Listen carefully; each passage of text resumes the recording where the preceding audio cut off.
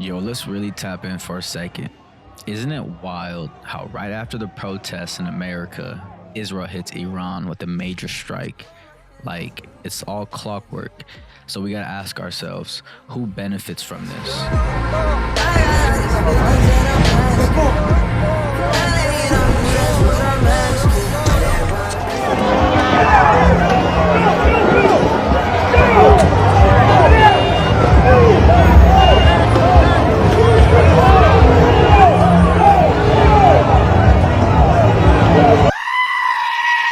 Because we've seen this pattern before. Chaos here, war over there, but it's not random, it's coordinated.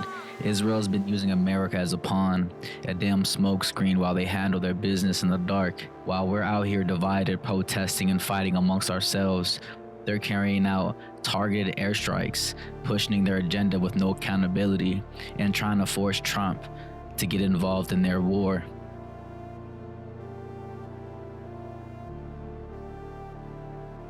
And don't let them fool you with that human shield rhetoric. You remember when Netanyahu and all the people from Israel were saying that Palestinians were being used as human shields and that's why they have to become collateral damage. But look at the Israeli government. They literally build their nuclear weapons plants right in the middle of congested neighborhoods. On June 13, 2025, Israel launched a series of large-scale precision strikes targeting Iran's nuclear and military infrastructure.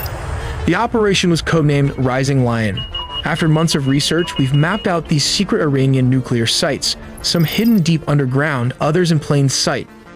Each location reveals part of the bigger picture. But more importantly, we need to understand why Israel is so determined to halt Iran's nuclear enrichment, which according to Israeli intelligence, Iran's centrifuge may be just days away from producing a nuclear bomb. Not to forget the detailed process of how they are made. We'll also break down Israel's strategy and examine the targeted sites and uncover the real reasons behind this dramatic escalation, all in the video ahead. Iran has several nuclear programs, but let's take a look at some of the key underground facilities. First, we have Fordo Nuclear Programmed. It is an enrichment site built into a mountain, providing better protection against potential bombardment compared to the fuel enrichment plant. The second site is the Natanz Nuclear Facility. It houses several facilities, including 2 enrichment stations, the vast underground fuel enrichment plant, and the above-ground pilot fuel enrichment refinery. The third nuclear facility is Isfahan, the largest nuclear technology center located on the outskirts of the city. It includes the fuel plate fabrication plant and a uranium conversion facility capable of processing uranium into uranium hexafluoride, which is then fed into centrifuges. The fourth nuclear site is Kandab. Iran has a partially built heavy water research reactor here, originally called Arak, but now known as Kandab. Finally, we have Bushehr, Iran's only operational nuclear power plant located on the Gulf Coast. It uses Russian fuel, which is then returned to Russia once spent, thereby reducing the proliferation risk. Listen, Israel, let's be clear. No more bombing Iran, folks. We're not going to fight your wars. We're gonna do it anyway. We're gonna do it anyway. Shut up! Shut up! There's a belief embedded in Zionist ideology that says the chaos, the wars, the suffering is necessary to bring about their so-called Messianic era.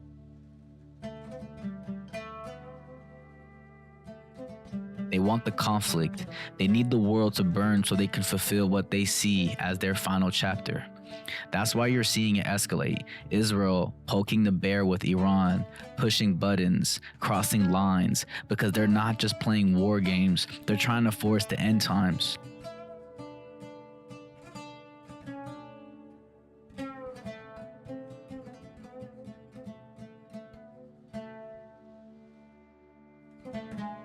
So next time a protest breaks out here and a missile flies over there, don't get distracted, don't get divided, because the real war is spiritual and the truth is hiding in plain sight.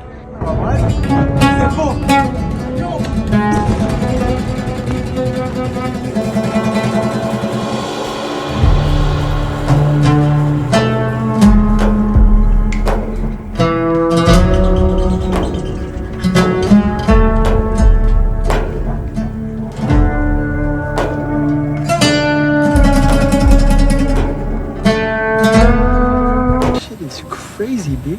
So let's get a little deeper.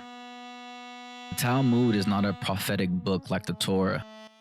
It doesn't directly predict or instruct wars to fulfill end times in the way many conspiracy theories suggest. However, certain Talmudic and mystical Kabbalistic texts, when interpreted through a Zionist or extremist lens, have been used by some groups to justify violent or Messianic behavior.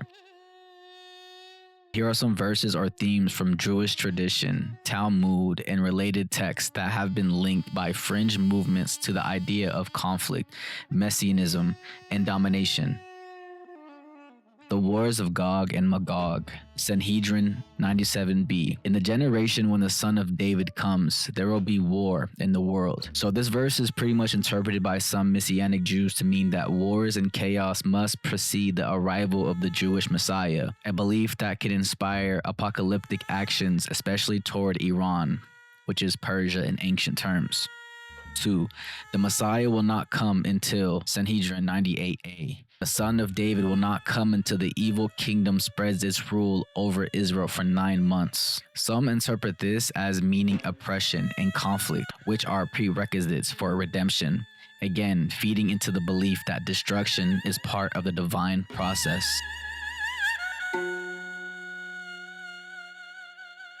3. Kill even the best of Gentiles.